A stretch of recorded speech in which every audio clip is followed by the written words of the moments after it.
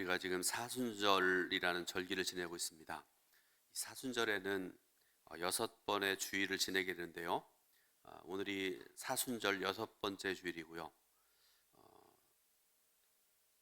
종려주일로 지켜서 예배를 드립니다. 그리고 이번 주일부터 이제 토요일까지를 고난주간으로 지키게 됩니다. 또 한 가지, 이번 주간의 금요일을 우리가 성금요일 이렇게 얘기를 합니다. 예수님께서 십자가에 달려 죽으신 날, 거룩한 날입니다. 그런데 여러분, 우리가 신앙생활하면서 예수님의 십자가의 그 은혜, 그 사랑을 수도 없이 들었고 또 설교도 들었습니다. 그리고 십자가의 은혜로 구원받았다고 고백을 했고요. 지금처럼 사순절과 고난주간을 지키면서 살아왔습니다. 근데 지금 여러분 이 시간에 제가 말씀을 준비하기 위해서 예수님께서 십자가 지었던 그 놀라운 상황 은혜를 생각하면서 지난 한 주간 동안에 십자가에 대해서 좀 책에도 보고 그다음에 인터넷을 통해서도 좀 봤었는데요. 그 십자가형이라는 것이 어떤 것인가에 대해서 좀 잠깐 말씀을 드리려고 합니다. 이 십자가 사형은 동양의 그 기원을 두고 있습니다. 페르시아인들, 페르시아 하면 지금의 이란 지역에 살았던 사람들을 가려 우리가 페르시안 이렇게 얘기하는데요. 이 사람들이 십자가형을 고안했다고 알려져 있고요. 또 일시적으로 알렉산더 대왕이 페르시아를 점령했었는데 아마 알렉산더 대왕이 그들로부터 십자가형을 배운 것으로 알려져 있습니다. 그리고 페니키아인도 여러분 들어보셨겠죠? 이 사람들은 어떤 사람들인가 하면 지금의 이스라엘 북쪽에 가면 레바논이라는 나라가 있고요. 그 북쪽에 가면 시리아라는 나라가 있지요. 얼마 전에 그 지진 났던 그런 나라입니다. 레바논 지역, 그 다음에 시리아 지역, 남쪽에 터키라는 큰 나라 남쪽의 지역, 그 중에서 그 서쪽의 지중해 연안 지역에 살아갔던 사람들을 가리켜서 예전에 페니키아인들 이렇게 얘기를 했는데요. 이 사람들은 아주 굉장히 야만적인 사람들로 알려져 있었습니다. 관습으로 유명하고요. 그래서 이 사람들이 자주 십자가형을 시행했다는 것으로 알려져 있습니다. 그리고 중요한 것은 로마라는 나라인데요. 이 로마가 당시에 세계를 지배하고 있던 그런 나라죠. 당시의 세계관으로 보게 되면 지금처럼 온 세계를 얘기하는 것이 아니라 로마 중심으로 해서 지중해 연안을 가리켜 세계라 이렇게 얘기를 했었는데요. 로마를 중심으로 한 유럽 지역뿐만 아니라 동쪽에 가면 지금 이스라엘 있는 지역까지 그 동쪽까지도 그리고 지금의 그 아프리카 북쪽까지 지중해를 중심으로 해서 세계를 지배했던 나라가 로마입니다. 수백 년 동안 세계를 지배했던 그런 나라인데요. 로마가 지배하던 북아프리카 지역에 카르타고라는 곳이 있었는데요.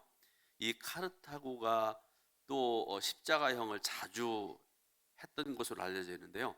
로마는 이 카르타고로부터 십자가형을 배운 것으로 알려져 있고요. 십자가형을 사형 제도의 수단으로 완성시켰던 나라가 로마라는 나라입니다.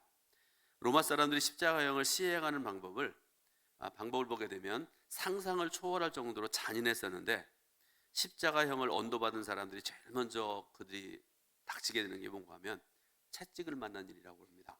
이 채찍도 여러분 보통 채찍이 아니라 채찍에다가 쇠를 받고 뼈 조각을 받고 그래서 그 채찍으로 수도 없이 채찍질을 하고 그래서 피투성이가 되게까지 채찍질을 당했다고 알려져 있습니다.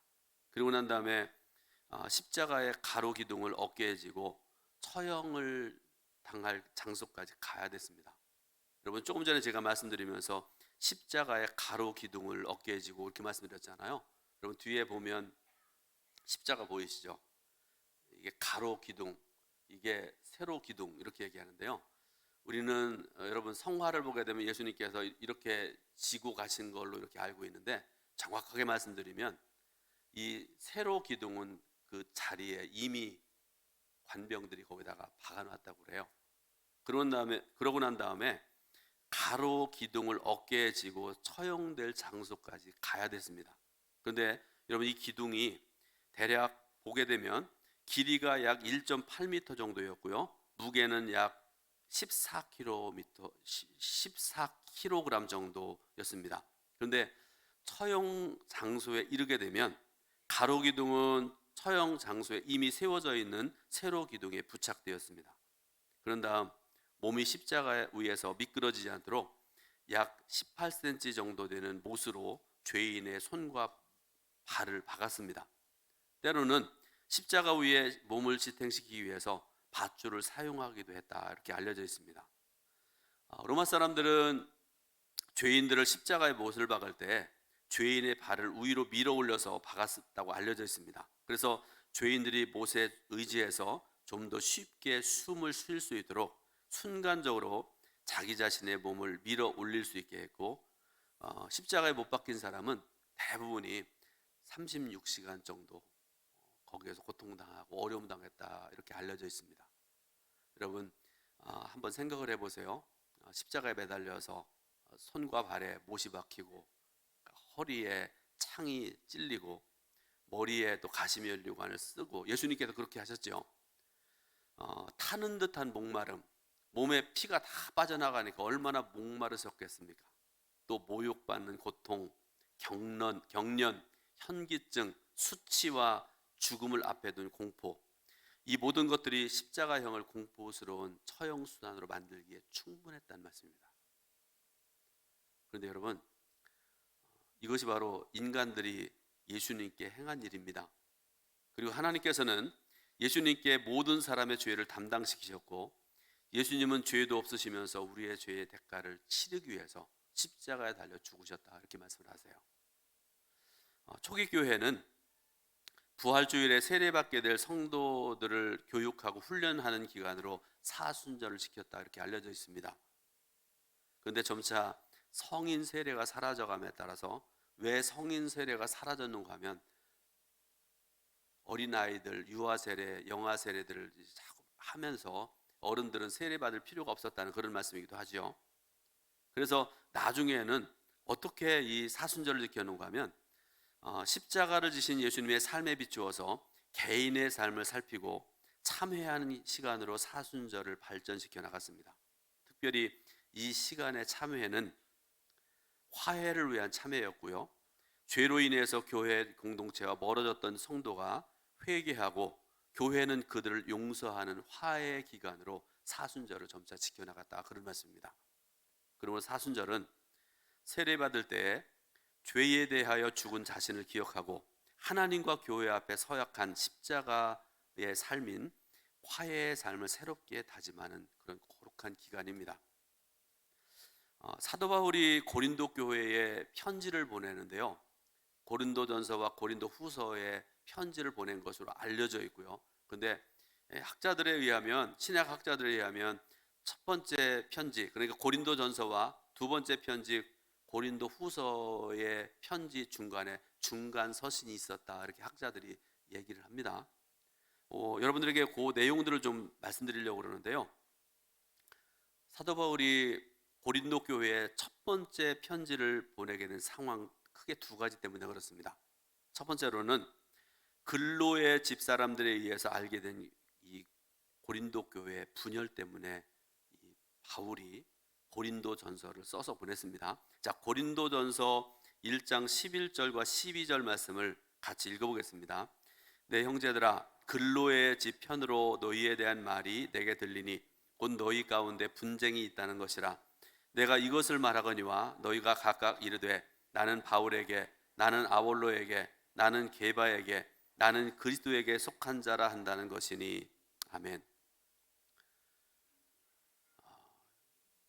표현된 것에 의하면 네 파로 나눠져 있다는 것을 알 수 있잖아요. 여러분, 질문 하나 해볼게요. 이 파 중에 어떤 파 속하기 원하세요? 얘기하지 안 하시는 게 좋아요. 이런 질문, 어리석은 질문들은 대답 안 하시는 게 좋습니다. 저는 어떤 계파도 속하지 않기 원합니다. 그렇게 대답하시는 게 정답이죠. 그런데 성경 말씀 보면요, 고린도 교회 성도들은 다 계파에 속해 있던 것 같습니다. 그러니까 이쪽 파에서 얘기하면 안 됩니다, 반대입니다, 이렇게 싸우고 다투고 분열하는 그런 교회였다, 그런 말씀이죠. 그런 교회를 위해서 첫 번째 편지를 썼다. 두 번째로 예배의 질서와 그리스도인과 세상 사이의 올바른 관계에 대해서 조언하는 그런 부탁하는 편지로 첫 번째 고린도 전서를 썼다, 그런 말씀인데요. 그래서 고린도 후서 11장 5절에 보니까 이런 말씀이 나옵니다. 나는 지극히 크다는 사도들보다 부족한 것이 조금도 없는 줄로 생각하노라, 이렇게 말씀을 합니다. 그러고 난 다음에 13절 말씀 보면요, 고린도 후서 13절 말씀을 같이 읽어보겠습니다.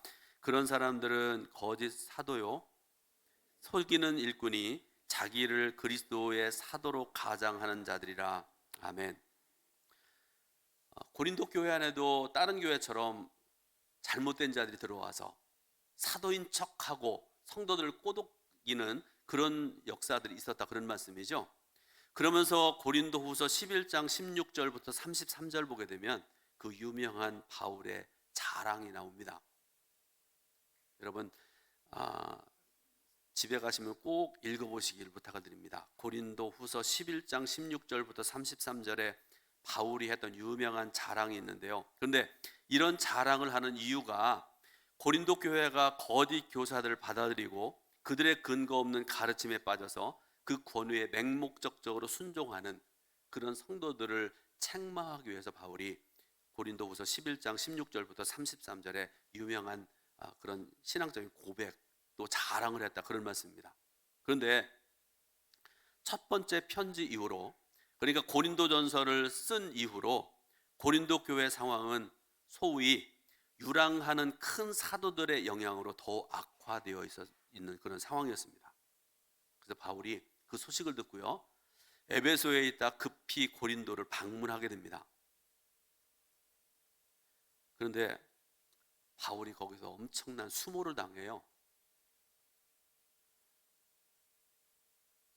바울을 사도로 인정하지 않습니다. 근데 더 기막힌 일은 어떤 것인가 하면 그런 상황에서 누구도 바울을 변호하려고 하는 사람들이 없었습니다. 자, 이 문제에 대해서 왜 바울이 그때 당시에 사람들도 인정받지 못하고 이렇게 모든 사람들이 그를 외면하고 변호하려고 하는 사람이 없었는가, 이 문제에 대해서 이런 대답들을 하는데요. 어떤 사람은 이런 사람을 얘기하는 사람이 있습니다. 바울이 도대체 어떻게 살았기에 저런 수모를 당할까? 저는 그런 사람에게 이렇게 대답하고 있습니다. 어떻게 살았기는 그리스도인답게 살았지. 그죠? 여러분, 바울이 예수 믿기 이전의 사울의 삶하고 다메섹 도상에서 예수를 영접하고 난 이후의 바울의 삶은 완전히 변화되지 않습니까? 정말 그리스도인답게 사도답게 살았던 사람이 바로 바울입니다. 맞지요? 또 어떤 경우에 어떤 사람들이 예수 믿기 이전에 사울을 생각해서 그렇게 했을 것이다. 이것도 맞는 말일 수 있습니다. 불과 얼마 전까지만 하더라도 이 사람은 바울이 아니라 사울입니다. 교회를 엄청나게 핍박하고요, 예수님을 미워했던 사람이 바로 사울입니다. 그리고 사울이 바울로 변화가 된 계기가 되었던 다메섹 도상에서의 그 사건, 그 은혜, 그 놀라우신 하나님의 역사를 알지 못했던 사람들은 충분히 이럴 수 있다, 그런 말씀이죠. 이자가 우리를 어떻게 하려고 이렇게 흉계를 쓰나, 그렇게 생각을 해서 바울을 멀리했을 수 있다, 그런 말씀입니다. 자, 어쨌든지 바울은 고린도 교회에 갔다가 엄청난 수모를 당하고 그가 에베소로 돌아오게 되는데요. 그가 돌아와서 얼마나 마음이 상처를 받았고 얼마나 힘들었을까를 생각을 해보게 되는데요. 아마 사도 바울이 자신의 사도직을 변호해야 된다는 생각으로 두 번째 편지를 써서, 다시 말씀드리지만 이 편지는 남아있질 않습니다. 그런데 이 두 번째 편지를 디도 편에 보냈다 알려져 있는데요. 이후로 마게도니아에서 디도를 또 바울이 만나게 되는데 바울이 거기서 놀라운 소식을 듣게 됩니다. 디도를 통해서. 그 이후로 두 번째 편지를 보내고 난 다음에 고린도 교회 성도들이 그 말씀을 읽고 회개하고, 그래서 하나님의 놀라운 역사를 고린도 교회에서 일어나게 되었다 하는 것을 바울이 듣게 됩니다. 자, 이 반가운 소식을 들은 바울이 다시 고린도 교회에 편지를 써서 보내는데요. 그게 바로 고린도 후서입니다. 세 번째 편지입니다. 교회가 자신에게 불의하게 행한 자를 용서할 것과 그리고 그리스도의 죽으심 안에서 자신의 사도직은 화해의 직분이라는 것을 선포하고 있습니다. 그래서 윌리엄 바클레이라는 유명한 학자는 고린도 후서 1장부터 9장의 말씀을 화해의 편지다, 화해의 서신이다 이렇게 명명하기까지 하고 있습니다. 자, 오늘 우리가 이 화해라는 말과 관련해서 시간이라는 말에 대해서 우리가 좀 생각을 해보려고 그러는데요. 함께 은혜 받으려고 그러는데, 여러분, 시간이라는 게 우리의 삶 속에 굉장히 중요하지 않습니까? 제가 여러분들에게 옛날 얘기 하나 좀 하려고 그래요. 전에도 한번 말씀드렸던 기억이 있고 앞으로 제가 은퇴할 때 한 번만 더 써먹으려고 그러는데, 제가 고등학교 3학년 때 있었던 일입니다. 그때 그 물리 선생님이 있으셨어요. 이 물리라는 과목은요, 여러분 물리 좋아했던 사람 손 들어보세요. 혹시? 난 물리는 무조건 100점. 없죠? 거의 없으리라고 생각을 합니다. 그 물리 선생님이 성이 홍씨였어요. 이름은 제가 안 밝힙니다. 남자 선생님이셨는데 키는 1m 60도 채 안 됐었던 것 같아요. 지금 생각을 해보면 아주 작았습니다. 몸무게는 한 100kg 넘었을 것 같습니다. 이렇게 뚱뚱한 남자들 그 바지가 내려가고 그러는데 항상 이렇게 올리고 이거 하고 이렇게 살았던 선생님이세요. 피부는 굉장히 하얗던 것으로 기억나고, 근데 여러분 그분의 그 체형을 한번 생각을 해보시고 그러면 이분의 별명이 무엇이었을까? 별명이 백곰이었습니다. 백곰. 손에다가 박달나무 막대기를 들고 다녔는데요. 우리는 몽둥이라 그렇게 얘기했었는데요. 근데 여러분, 제가 고등학교 3학년 때가 1979년이었는데 그때 대학 본고사를 봤던 때거든요. 그런데 그때 여러분 예비고사를 시험 보는데 물리라는 과목이 시험을 안 쳤어요. 그러면 학생들이 공부 안 하잖아요. 저를 비롯해서 모든 사람이 공부 안 하지 않습니까? 근데 이 백곰이 왜 이렇게 질문이 많은지 몰라요. 처음 시간부터 끝나는 시간까지 계속 질문을 해요. 틀리면 박달나무 몽둥이로 무자비하게 머리를 내려줬습니다. 지금 그렇게 하면 큰일 날 것 같아요. 79년도에 고3들은 고등학생뿐만 아니라 중학생들까지 다 교복 입고 머리 빡빡 밀고 다녔지 않습니까? 그 머리를 막 박달나무로 막 이렇게 내려치면 막 퉁퉁 부고 그랬던 일이 한두 번이 아닙니다. 그런데 여러분, 그런 선생님인데 죄송합니다. 무식한 백곰에게 맞지 않으려면 방법이 없었습니다. 그렇다고 물리 공부할 수도 없잖아요. 다른 것도 공부하는데 바쁜데 유일한 방법이 하나가 뭔가 하면 일주일에 물리 시간이 2시간이었는데 그 물리 시간을 끝내는, 여러분 학교에서 수업 끝날 때 딩동댕 그러잖아요. 그 시간이었습니다. 그 소리가 백곰의 손에 든 무지막지한 몽둥이를 멈추게 했고, 그 시간이 되면 학생들이 한숨 쉬는 소리가 아주 자자했던 그런 기억이 납니다. 화색이 돌았습니다. 오늘 시간에 시간에 대해서, 화목과 관련되어진 시간에 대해서 여러분들의 3가지를 말씀드리려고 그러는데요. 첫째, 삶을 움직이는 시간이 있다는 사실을 우리가 알아야 됩니다. 사람이 시간을 부리는 것 같지만 사실 시간이 사람을 부리는 경우들이 많습니다. 어두운 밤은 우리를 잠자리로 이끌어가고요, 밝아오는 아침은 자리에서 일어나게 합니다. 낮 12시가 되면 대부분의 사람들이 무엇을 먹을까를 생각을 하죠. 예수님은 그러지 말라고 하셨음에도 불구하고 사람들은 그 생각을 하고 그런 말들을 합니다. 또 주일이란 날은 우리를 일상의 자리에서 벗어나서 거룩한 자리, 예배의 자리로 이끌어옵니다. 그래서 지금 우리가 예배드리고 있지 않습니까? 생명이 태어나는 시간은 환호를 자아내지만 생명이 죽음이 되는 시간은 우리로 하여금 눈물을 짓게 만듭니다. 그런데 바울 사도가요, 오늘 우리에게 새로운 시간을 말씀을 하고 계세요. 삶의 시간이 바꾸었음을 말씀하고 있는데, 오늘 읽은 본문 중에 16절 말씀을 우리 같이 읽어보겠습니다. 16절입니다. 그러므로 우리가 이제부터는 어떤 사람도 육신을 따라 알지 아니하노라. 비록 우리가 그리스도도 육신을 따라 알았으나 이제부터는 그같이 알지 아니하노라. 아멘. 자, 여러분, 이 16절 말씀을 시간 한 1분 정도 드릴 테니까 한번 깊이 생각해 보시고 묵상해 보시기 바랍니다. 16절 말씀.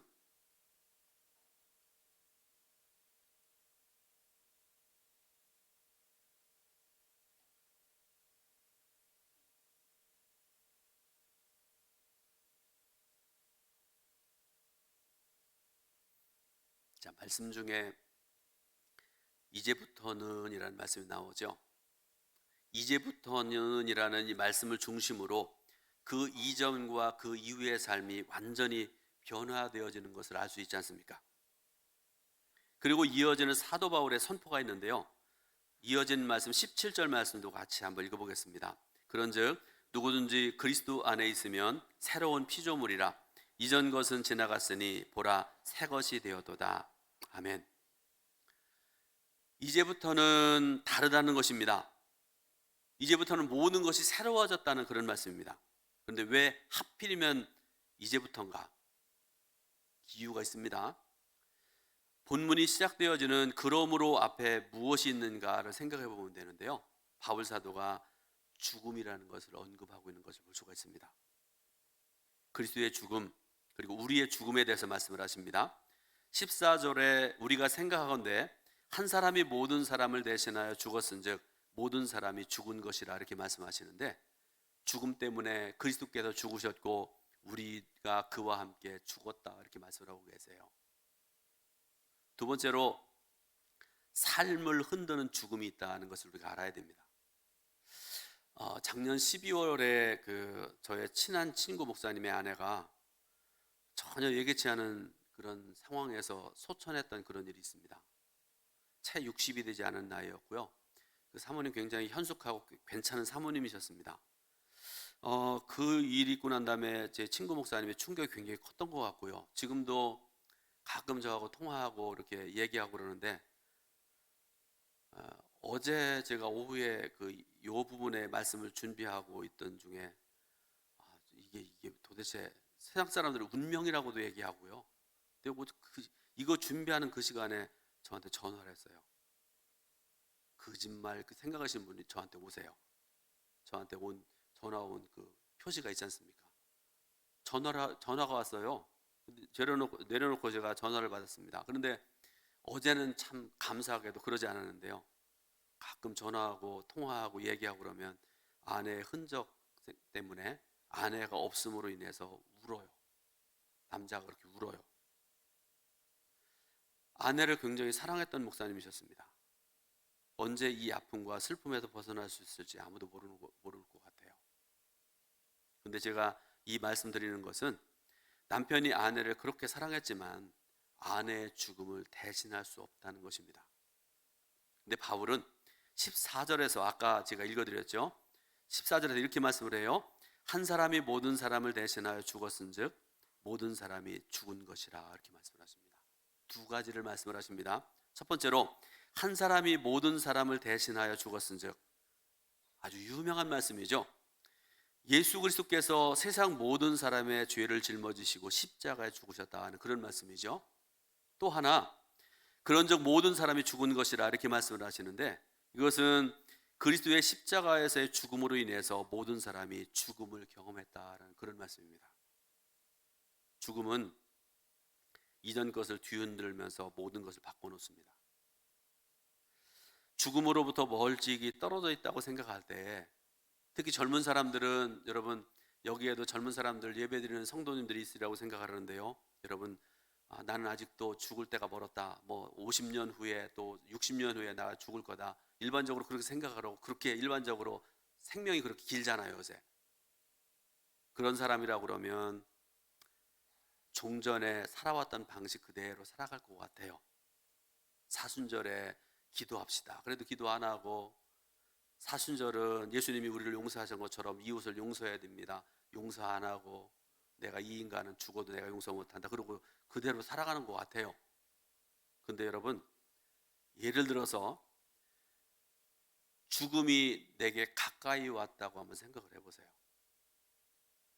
그래도 용서 안 하고 살아가실 거예요? 그래도 예수 그리스도를 나의 구주로 영접하지 아니하고 그냥 예전처럼 타락하고 그렇게 살아갈 겁니까? 어느덧 가까이 죽음이 다가왔다고 생각할 때 그리스도께서 죽으심으로 우리 모두가 죽었다는 그 소식을 들으면서 그동안 우리를 위하던 이전의 생각들이 멈추어 서게 되고 새로운 삶을 계획하게 되고 새로운 삶을 살아가게 된다는 그런 말씀입니다. 세 번째로 화해의 시간이라는 게 있습니다. 에베소에서 바울은 고린도 교회의 소식을 듣습니다. 일명 큰 사도라고 하는 자들이 교회에 들어와서 그들이 이적과 은사를 행했다고 말씀하고요, 신령한 일들을 가르치고 있다는 소식을 듣습니다. 게다가 이들의 설교, 그러니까 큰 사도라고, 자칭 큰 사도라고 하는 자들의 설교는 보통 설교자들과 달리 힘이 있고 능력이 있다고 사람들이 얘기를 해요. 보통 설교자 누구예요? 바울과 전도자들이 전했던 설교와는 다르게 이 사람들은 막 설교도 얼마나 은혜롭게 잘하는지 모른다, 그런 얘기들이 막 흘러나왔다, 그런 말씀이죠. 고린도 교회는 이들이 보여주는 능력을 보면서 그들을 향해서 뭐라고까지 얘기하는가 하면 하나님 같은 사람들, 그렇게 얘기하면서 그들을 따라고 있는 그런 상황입니다. 그래서 아까도 말씀드렸던 것처럼 그 소식을 듣고 바울이 급히 고린도 교회로 달려갔습니다. 그런데 그게 웬일입니까? 바울은 그곳에서 충격적인 수모를 당하게 되는데요, 성도들이 바울을 대하는 모습이 예전과 같지 않습니다. 그들 중에 어떤 사람들은 바울을 향해서 뭐라고 얘기하는가 하면 당신은 우리가 아는 큰 사도에 비해서 능력도 부족하고 신령하지도 못하고 무엇보다도 설교의 은혜도 턱없이 부족하다, 그러면서 바울을 공개적으로 모욕을 합니다. 바울이 충격을 받았습니다. 깊은 상처를 받고 에베소로 돌아왔습니다. 이 고린도 교회는 끊임없이 분쟁하고 분열하고 다툼이 쉽지 않는 그런 교회였고요, 무엇보다도 자신을 불신하는 고린 교회를 어떻게 해야 되나, 내가 받은 이 수치와 이 고통, 이 아픔이라는 거 어떻게 할까, 아마 수도 없이 무릎 꿇고 기도하고 눈물을 흘렸으리라고 생각을 합니다. 그런데 고민하고 기도 끝에 편지를 씁니다. 후에 기도를 통해서 고린도 교회 소식을 듣게 되는데 자신이 보낸 편지를 읽고 교회와 성도가 회개에 이르렀다는 소식을 듣습니다. 바울이 얼마나 기쁘고 얼마나 감사한지요. 그래서 화해의 소식을 전하는데요, 오늘 읽은 본문 중에 우리 지난 시간에는 요약해서 말씀 전엔 여러분들에게 말씀드렸는데요, 오늘 18절과 19절 말씀 같이 한번 읽어보겠습니다. 18절 19절입니다. 모든 것이 하나님께로서 났으며 그가 그리스도로 말미암아 우리를 자기와 화목하게 하시고 또 우리에게 화목하게 하는 직분을 주셨으니 곧 하나님께서 그리스도 안에 계시사 세상을 자기와 화목하게 하시며 그들의 죄를 그들에게 돌리지 아니하시고 화목하게 하는 말씀을 우리에게 부탁하셨느니라. 아멘. 그리스도의 죽으심을 믿는다는 것은 다툼과 미움과 분쟁과 반목의 시간이 끝났고 이제 화목의 시간을 시작했다는 그런 의미입니다. 십자가를 자신의 죽음으로 고백하는 것은 이제 세상 가운데서 화해를 말하는 자로 살아간다는 그런 말이기도 합니다. 그리스도의 십자가와 죽음은 우리의 삶을 바꿉니다. 이전에 행하지 않던 일들을 행하기도 하고요, 이전에 하지 않던 말들을 하게 합니다. 예전에 찾아가고 용서하고 이렇게 살아갔던 그런 삶을 살지 않는데 이후부터는 그렇게 살아간다, 그런 말씀이지요. 그리고 내 형제 자매들을 향해서 또 우리 교회 안에서 믿음의 형제들을 향해서도 사랑합니다, 사랑합니다 하지도 못했었는데 앞으로는 그렇게 한다는 그런 말이기도 하고 행동이기도 하다는 그런 말씀이죠. 이제 하나님과 우리 사이를 화목하게 하신 예수님 때문에 이웃을 위해서 보내는 시간과 물질이 많아져야 되고요, 자신을 낮추고 자신을 내어 던지는 그런 시간이 우리에게 왔다 하는 그런 말씀이기도 합니다. 이 시간에 마지막으로 초기 기독교의 교부였던 토마스 악 캠피스가라는 사람이 쓴 그리스도를 본받아라는 유명한 책, 여러분 그 일부를 여러분들에게 좀 소개를 해드립니다. 이런 내용입니다. 예수님과 그 천국을 사랑하는 사람은 많이 있거니와 이 땅 위에서 예수님의 십자가를 지고자 하는 사람은 매우 적습니다. 주님의 위로를 받고자 하는 사람은 많이 있으나 그와 함께 고난을 받고자 하는 사람은 거의 없습니다. 그와 함께 만찬을 나누고자 하는 사람은 많으나 금식을 같이 하고자 하는 사람은 많지 않습니다. 그분과 더불어 기쁨을 누리고자 하는 사람은 많으나 그를 위하여 기꺼이 괴로움을 참고 인내하고자 하는 사람은 적습니다. 떡을 나누는 일에는 많은 군중이 모이지만 고난의 쓴 잔을 마시고자 하는 사람은 거의 없습니다. 많은 사람들이 그분의 기적에 경탄하지만 십자가의 고통과 수치를 함께 하려는 사람은 거의 없습니다. 핍박과 어려움이 닥치기 전에는 많은 사람이 예수님을 사랑합니다. 예수님으로부터 어떤 위로를 받는 동안은 많은 사람들이 그분을 찬양합니다. 그러나 예수께서 그들을 떠나 자기 자신을 숨기시거나 저들에게서 위로를 거두어 가시면 그들은 불평하거나 낙담에 빠지고 맙니다. 그러나 다만 예수님을 위하여 예수님을 사랑하고 자신의 특별한 만족이나 위안을 위하여 그분을 사랑하지 않는 사람은 어떤 환난과 마음의 고통 가운데서도 최상의 위로와 기쁨을 누리던 때와 마찬가지로 그분을 사랑하고 찬양하는 것입니다. 비록 주님께서 위로를 전혀 내려주시지 않는다 하더라도 그들은 항상 주님을 찬양하고 주님께 감사드립니다. 사랑하는 여러분, 화목제물이 되셨던 예수님을 본받아서 화목해하는 복된 삶을 살아가시는 여러분의 복된 사순절이 되시기를 예수님의 이름으로 축원드립니다. 기도하겠습니다. 하나님 은혜 크신 사랑을 감사드립니다. 예배드리게 하신 하나님, 이 시간도 생명과 진리의 말씀을 저에게 허락하시니 감사드립니다. 예수님께서 하나님과 우리 사이에서 십자가를 지심으로 화목해하는 그런 삶을 사셨던 것처럼 저희들도 세상에 나가서 화목해하는 복된 삶을 살아가는 성도들, 복된 사순절 되게 축복하옵소서. 예수 그리스도의 이름으로 기도드립니다. 아멘. 하나님께 헌금 드리겠습니다.